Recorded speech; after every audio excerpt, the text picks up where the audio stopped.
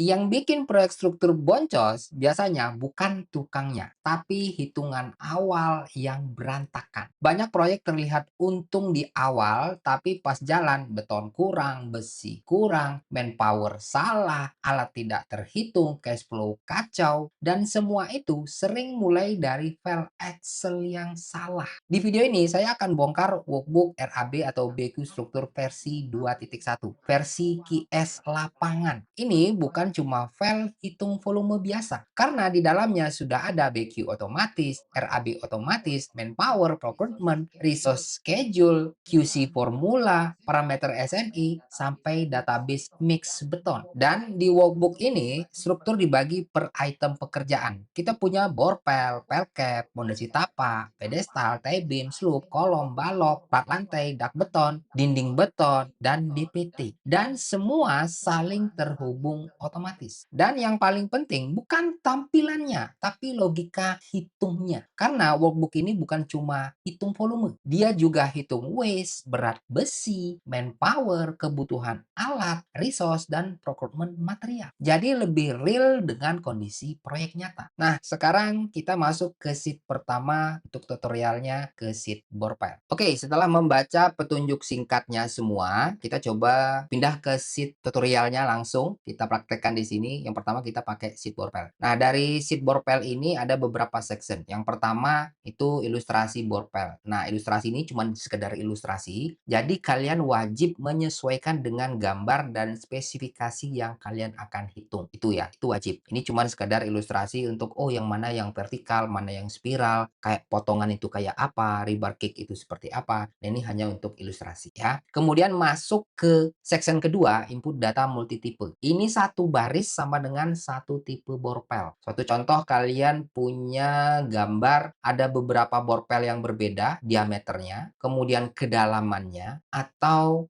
diameter besi tulangan utama dan spiralnya itu berbeda. Nah, kalian bisa input ini satu per satu sesuai satu baris satu tipe borpel. Suatu contoh kita pertama misalkan ada 10 titik ya, 10 titik diameter 300, kedalaman 8 meter, cover ini umum ya 75, ini standar SNI. Kemudian main barnya kita misalkan pakai 12 mili. Kemudian tulangan main barnya ada berapa? Misalkan kita pakai 6 atau 7 deh. Tulangan spiralnya pakai diameter 8, jarak 15 misalkan. Nah, overlap. Nah, ini overlapnya berapa D nih? Kita mau pakai 40 atau 50 ya. Misalkan kita pakai 40 ya. Nah, kemudian metode. Metode overbreak, casing, slurry ini semua kalian cek sesuai dengan keterangan di bawah ini ya. Kalian pakai metode pengeboran seperti apa, kondisi overbreaknya seperti apa, pakai casing atau enggak, pakai slurry atau enggak, overlap main barnya ini pakai atau enggak ya. Maksudnya pakai atau enggak itu dia akan otomatis hitung. Pertama, kalau kedalaman lebih dari 12 meter, maka overlap ini akan dihitung sama dia. Khusus untuk tulangan utama ya. Begitupun overlap untuk spiral, kalau lilitannya helixnya ini lebih dari satu batang besi 12 meter, maka sambungan overlapnya akan dihitung ya. Seperti itu. Kemudian kita contohkan, kita input ini K350, 400, misalkan kita pakai ini 13 nih, kedalamannya 13 ya kan. Biar random ya, biar kalian bisa cek nanti yang mana overlap dihitung apa enggak kalian bisa cek di sini ya. Nah, kemudian status aktif atau tidak ini tergantung input yang kalian isi. Misalkan kalau di sini misalkan kalian tulis 0, maka dia akan nonaktif ya, seperti itu ya. Nah, setelah section 2 ini kalian input sesuai gambar yang kalian mau hitung, kita masuk ke section 3, parameter global. Nah, ini yang pertama ada parameter beton. Nah, saya jelaskan lagi, parameter beton itu di sini ada drop down menu 1 sampai 9 ya. 1 sampai 8 itu sudah ada database-nya di workbook ini ya. 1 itu K175, 2 itu K200 sampai dengan 8 itu K350. Itu yang ada di database workbook ini. Kalau misalkan kalian memakai mutu beton berbeda, custom tidak sesuai dengan database 1 sampai 8, kalian pilih 9. Begitu kalian pilih 9, di sini keterangannya FC manual ya. Jadi artinya kalian nanti harus isi nih yang di bagian B. Ini harus kalian isi. Kalau kalian nolin satu aja, maka dia akan error ya, status error ya. Maka ini harus diisi sesuai dengan mix design yang kalian punya karena custom ya. Kalau kalian pakai 1 sampai 8, misalkan kita pilih 4 K250, maka dia akan langsung warna grey, ini tidak aktif, tidak perlu kalian isi. Adapun isinya di sini tidak akan dihitung. Nih keterangannya langsung pakai K250. Nah, kemudian berat semen, ini yang paling penting karena kita buat order nanti kita mau beli semen yang 40 kilo atau yang 50 kilo yang satu saknya ya. Misal kita pilih yang 40 nih, 40. Kemudian waste beton mau berapa persen? Umumnya 3 sampai 7% untuk Rimi ya. Kita input misalkan 5%. Oke, kita 5%. Oke, ini yang A. Kemudian yang B tadi sudah saya jelaskan kalau kita pilih 1 sampai 8 maka ini otomatis non-aktif, tidak aktif, statusnya tetap aman. Kalau kita pilih 9 maka kalian harus input sendiri sesuai mix design yang kalian punya ya. Oke, kita pilih yang 4 contohnya. Kemudian parameter overbreak. Nah, ini tanah normal itu sekian 5%. Nah, ini semua ketentuan-ketentuan yang ada di sini, keterangan sini, ini sudah mengacu kepada standar SNI ya. Tapi harus disesuaikan lagi dengan kondisi lapangan yang kalian miliki di sana ya. Kemudian untuk parameter pembesian, nah ini umumnya panjang besi diameter itu adalah 12 meter ya, yang standar SNI ya. Nah, kemudian overlap ini umumnya 40D sampai 50D, tapi ini bisa di-custom sesuai dengan desain dari gambar kalian. Mungkin kalian gambarnya di situ membutuhkan 60D ya, wajib harus 60D overlapnya, ya udah pakai 60D, nggak usah 50D gitu kan. Misalkan untuk tulang utamanya, kalau untuk tulangan spiralnya, oh boleh nih 40D, misalkan ya udah kalian hitung pakai yang 40D itu kan. Kemudian dari sini semua waste besinya berapa, kemudian waste besi spiralnya berapa, kalian tinggal masukkan di sini. Ini semuanya sudah ada keterangannya, umumnya 3% sampai 7%. Nah, kemudian untuk spiral biasanya lebih banyak potongan ya. Kemudian untuk konstanta ini rumus umum untuk hitung berat besi 0,006165 QS pasti tahu. Nah, untuk faktor kawat bendrat ini juga 1 hingga 2% dari total kilogram besi umumnya ya. Kemudian masuk ke parameter casing. Nah, ini casing bajanya misalkan diameter 600 itu 85 kilogram, yang diameter 1000 ini 130. Ini kalian sesuaikan lagi ya dengan parameter casing yang kalian miliki. Width casingnya berapa ya. Kemudian parameter seluri juga sama ya. Ini semua ada keterangannya di sini. Width selurinya itu berapa? Misalkan 10%, seluri boros ya kan, atau ya sesuaikan dengan lagi kondisi di lapangan ya. Tuh. Kemudian yang selanjutnya itu ada manpower dan durasi. Nah, ini yang paling penting. Ini untuk menentukan berapa jumlah manpower dan durasi waktu yang kalian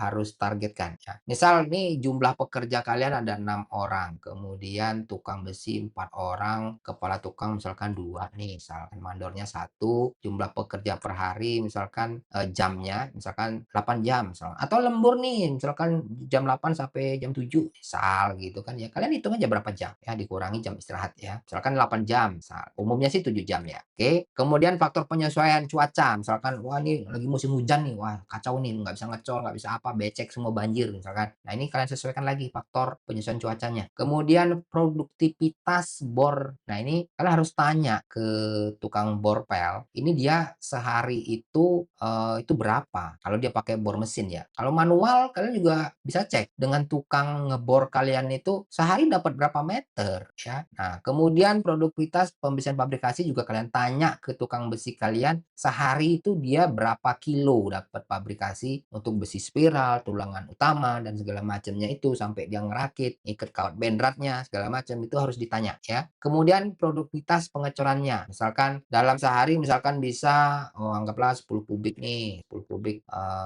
per hari kan dengan metode pengecoran trimi misal karena lokasinya mungkin sulit atau gimana ya. Nah, setelah itu diisi semua, kita masuk ke G nih sekarang, koefisien untuk manpower-nya. Nah, koefisien untuk pengecoran manpower-nya ini ada misalkan ada diameter 600, misalkan 800 ya. Ini untuk koefisien pengeboran borpel ya. Misalkan koefisien pekerja di sini. Nah, ini kalian tinggal edit lagi nih ya. Misalkan ini untuk diameter 300 itu berapa koefisien pekerjanya. Kemudian yang kita sesuaikan yang data input tadi, misalkan 350, 400 itu berapa untuk, koefisien pekerja, koefisien tukang, koefisien mandor, koefisien untuk borpel mesinnya. Ini ada di AHSP ya. Makanya saya rekomendasikan kalau kalian beli ini, kalian check out juga untuk AHSP-nya. Jadi nanti koefisiennya kalian input dari situ, sesuai dengan, diameter besi yang kalian mau cor untuk borpelnya ya, oke. Nah, kemudian kalian juga harus baca dulu catatan pentingnya ini. Jadi ini konsep satu baris ini mendukung sampai 30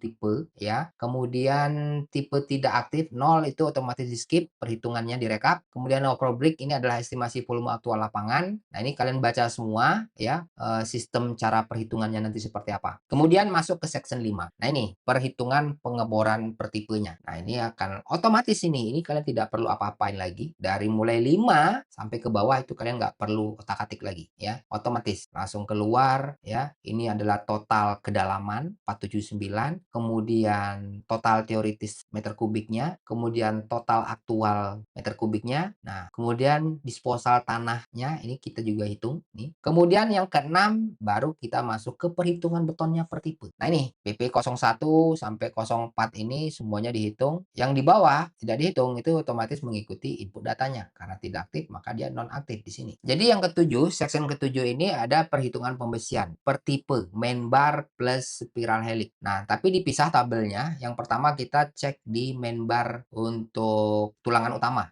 longitudinalnya ya. Nah, jadi misalkan tadi quantity 10, diameternya 12, 13, 16, 12. Nah, ini langsung otomatis dihitung. Nah, tadi kan ada kedalaman yang lebih dari 12 meter ya. Itu dihitung nggak overlapnya? Dihitung. Nih lihat, ada overlap aktif satu di sambungan, overlap satu di sambungan. Itu di BP02, 03 ya. Ini ada 13 panjang kicknya, ini ada 18. Jadi dia satu sambungan overlap, ini ada satu sambungan overlap, dan jumlah overlapnya itu adalah panjangnya itu adalah 0,65 dan satu 0,8. Ini sesuai diameter besinya ya. Jadi ini udah dihitung. Kemudian kita masuk ke 7B-nya, spiral atau helikalnya ya. Jadi sistem perhitungannya itu dia spiral, helix ya, dihitung, bukan dibuletin terus disusun satu-satu, enggak. Kita ngitungnya spiral ya. Rumusnya pakai helix ya, seperti di CAD ya. Jadi ada tulangan utamanya itu sudah dihitung overlapnya, kemudian di helixnya juga. Kalau dia lebih dari 12 meter helixnya, lilitannya ini, maka dia akan otomatis dihitung juga overlapnya. Ini lihat nih, total overlap. Nah, oke, semua udah dihitung, kemudian baru direkap pembesian per diameternya. Nah, ini kalian yang butuhkan ya. Nah, untuk rekapnya sendiri kan bisa cek sendiri ya. Dari diameter berapa yang kita sesuai input, dia untuk netonya berapa, untuk waste plus include waste-nya berapa, kemudian yang berat spiralnya juga yang neto berapa, include waste-nya berapa ya, totalnya jadi berapa yang neto, kemudian total berat berapa plus waste ya, kemudian berat main bar-nya, batang main bar-nya ya, ini totalnya segini, 80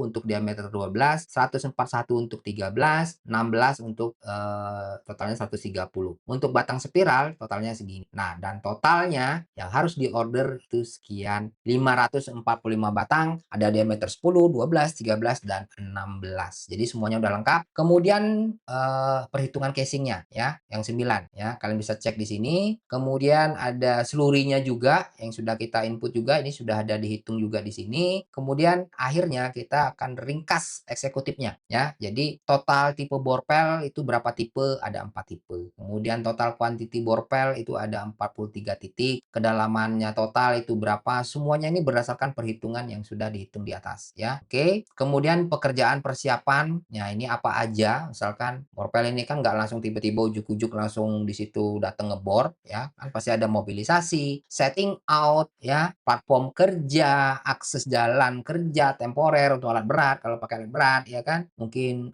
set clearing ya, dewatering bila perlu ya, mungkin areanya rawa atau gimana gitu kan. Nah, baru pekerjaan pengeboran, pekerjaan pembesian ya, kemudian pekerjaan beton dan pekerjaan kepala pelkapnya atau trimmingnya ya. Ini termasuk dan termasuk juga pekerjaan akan testing kalau ini dibutuhkan. Dan akhirnya kita akan hitung di section ke-11 itu manpower dan durasi pekerjaan. Dari total yang sudah kita input ya, data yang kita input, di sini kita baca hasilnya, durasi harinya itu adalah 81,5 atau anggaplah 82 hari ya. Dengan total OH pekerja 330, kemudian total tukang besi 235. Nah ini, koefisien ini semua mengacu kepada AHSP ya. Kalau misalkan kurang sesuai atau error atau mungkin saya salah input, kalian sesuaikan lagi ya. Atau mungkin ada update dari AHSP-nya, ya kalian sesuaikan lagi di sini. Ini bisa di-input manual ya. Kemudian jumlah krunya misalkan kalian mau sesuaikan di sini misalkan. Nah, ini kan jumlah kru yang sudah kita input di data input tadi ya, di section parameter global ya. Jadi kalian ini semuanya ngeling ke sana. Kalau misalkan kalian tambah pekerjaannya, mungkin dia akan lebih cepat ya, seperti itu. Oke, jadi total durasi rekomendasi total proyek itu adalah 82 hari ya. Asumsinya itu sequential bisa lebih cepat jika paralel ya. Ini kan kita per tipe ya, per tipe selesai dulu per tipe baru nyelesain tipe yang lain gitu kan. Nah, ini metodenya kan banyak nih untuk